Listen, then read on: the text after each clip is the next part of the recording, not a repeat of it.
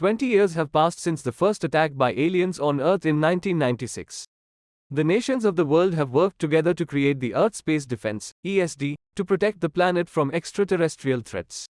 They have used alien technology found in the wreckage of fallen ships to create an alert system. The ESD's headquarters are located in Area 51, and they have bases on the Moon, Mars, and Saturn's moon Rhea. However, people on Earth do not know that there may still be aliens out there watching our planet. The former president, Whitmore, keeps having nightmares about it, which show him a strange vision of a circular figure with a line. On the moon base, Jake and Charlie are trying to create a giant weapon by towing new parts for the defense system. But something goes wrong, and the tugs can't keep the weapon up.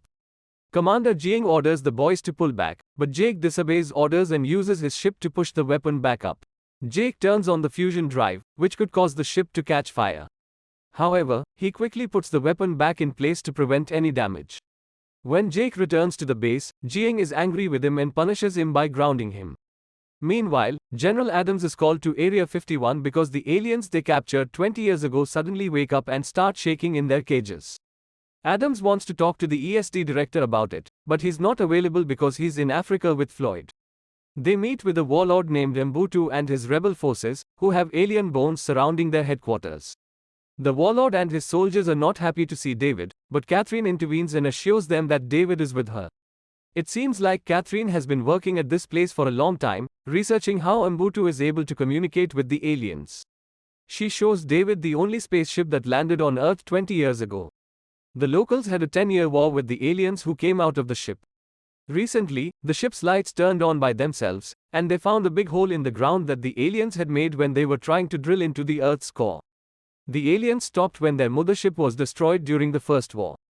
The group goes inside the spaceship and discovers that the computer is sending out a signal that David recognizes as a distress call that someone else has already responded to.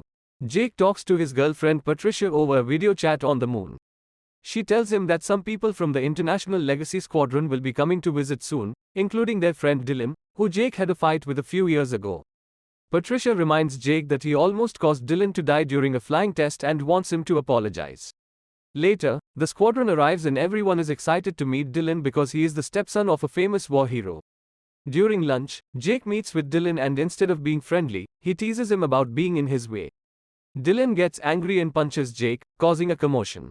Jake lies and covers for Dylan by saying that he just fell, but later admits to his friend Charlie that he was wrong to provoke Dylan.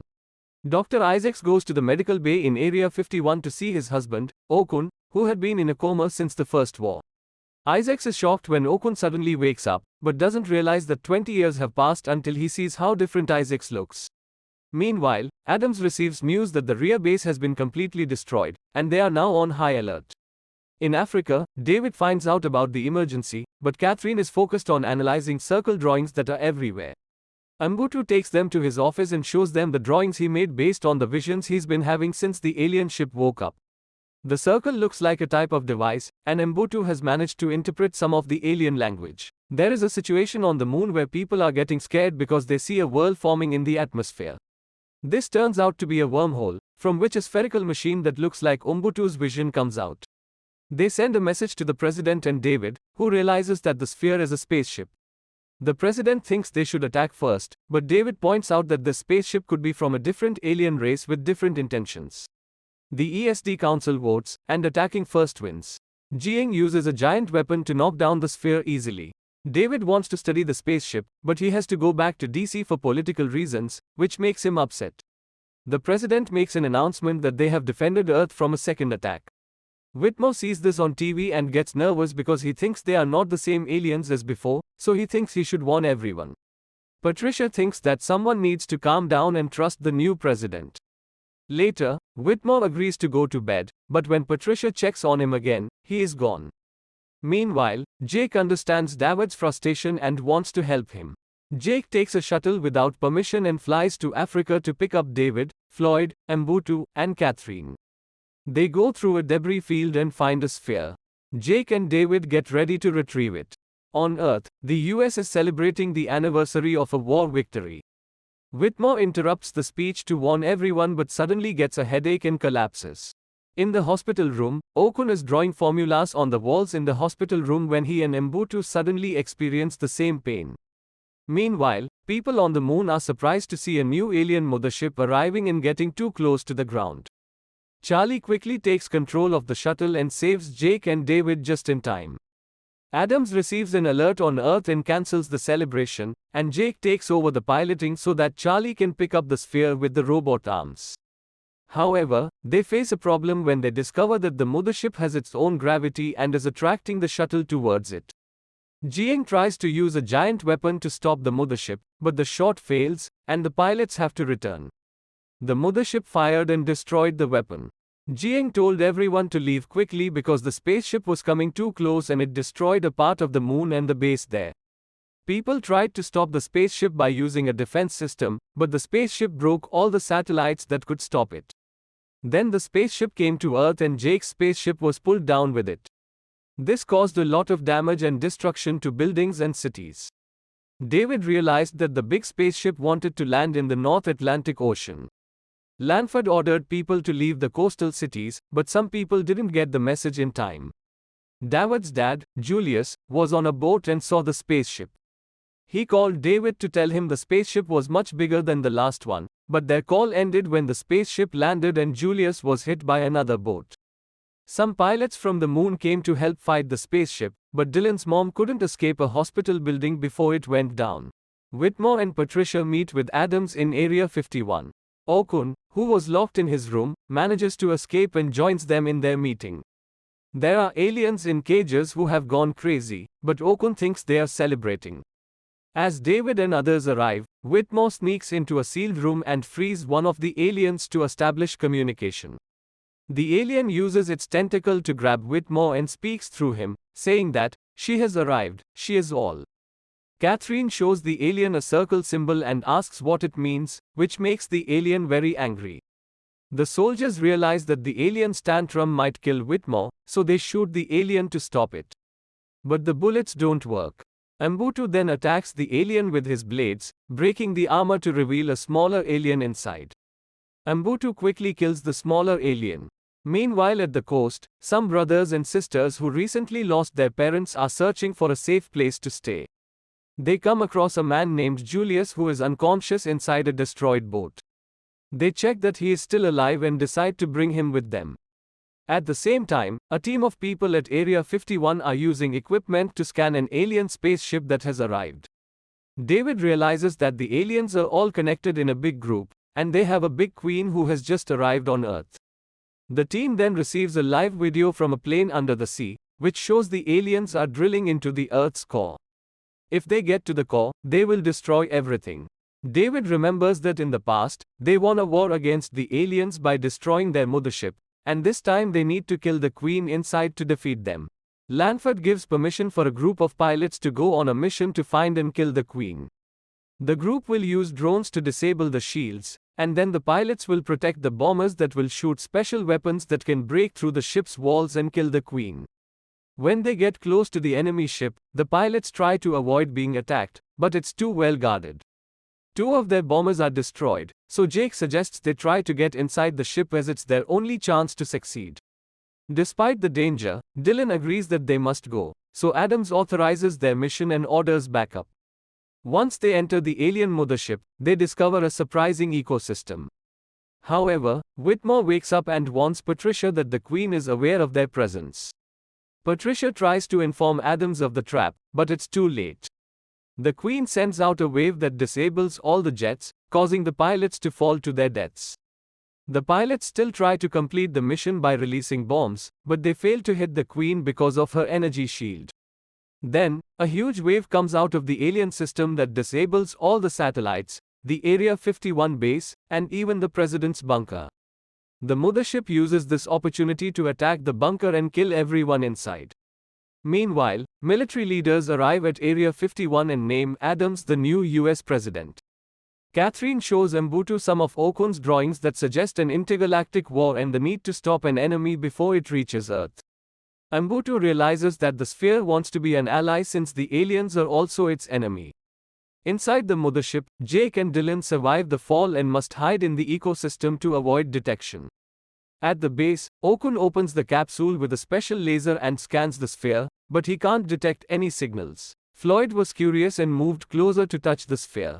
As he touched it, the smooth surface absorbed his hands, and after a few seconds, the sphere activated and released Floyd's hands. It started communicating in English, which it learned from Floyd's mind. Meanwhile, the Queen detected a signal and decided to wear a massive suit of armor. The pilots watched as the top of the mothership took off to attack. The sphere explained that it intercepted a distress call from the aliens and came to warn humans, but they attacked it without asking questions. The sphere species fought the aliens before, calling their ships harvester ships. They collect planet cores to use as fuel. The sphere is the last survivor of its planet and holds advanced technology in its system. There's a hidden planet that teaches refugees how to build weapons that can defeat invaders. The aliens are afraid of this planet. However, activating this planet's sphere means that the Queen of the aliens can track it down. David suggests that they can trick the Queen by hiding the real sphere and using a decoy with a similar radiation signal to lure her into a trap. They need a way to track the Queen, and Adams reveals that he has a radar truck from the First War. They explain to some remaining pilots that someone will have to fly in manually to detonate the bombs since the satellites are down, and they won't survive the mission. Patricia volunteers, but Whitmore takes the mission instead, even though his daughter doesn't approve. Okun and David have a plan to trap the Queen alien by hiding the real sphere and replicating its signal with a fake one. They will lure the Queen into a trap by using a tug filled with cold fusion bombs. To make this plan work, they need to track the Queen, and luckily, Adams has a radar truck from the First War. They explain to the remaining pilots that someone will have to fly in manually to detonate the bombs, which means the pilot won't survive. Patricia wants to volunteer, but Whitmore decides to do it himself, even though his daughter disagrees with his decision. Julius wakes up and wants to go to Area 51, a secret government site. However, their vehicle is running low on fuel and is moving very slowly. They stop at a gas station where they find a school bus filled with kids who were left behind by their driver. Julius takes control of the bus and drives it toward Area 51, with all the children on board. In the meantime, inside the aliens' mothership, Jake tries to distract the aliens by insulting them and peeing on their floor while his friends steal the jets. Jake and the pilots being attacked by aliens. The aliens don't like Jake's insults and start shooting, but the pilots come to rescue him on their jets. The aliens chase after them and try to kill them, but the pilots make some tricky moves to avoid getting hit. While they are fighting, Jake apologizes to Dylan for something he did in the past.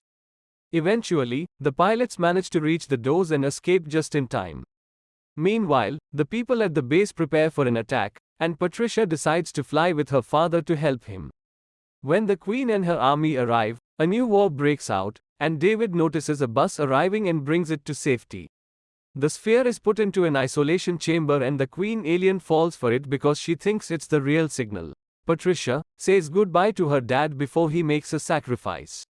Meanwhile, David puts a shield around the alien army to contain the explosion.